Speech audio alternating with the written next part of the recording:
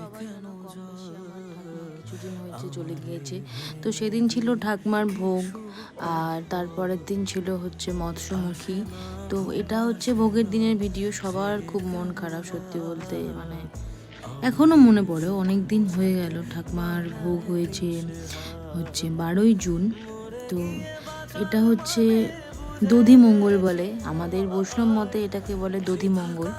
তো এটা যাওয়ার সময় সত্যি এই নিয়মটা করার সময় এতটাই আমাদের মন খারাপ হয়েছিল যে সেখানে বলার ভাষা পাচ্ছিলাম না।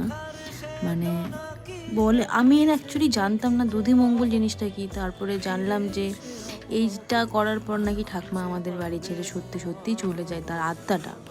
তো খুব খুব কষ্ট হচ্ছিল। তো পরবর্তী ভিডিও আরও আসতে চলেছে, সাথে থেকো।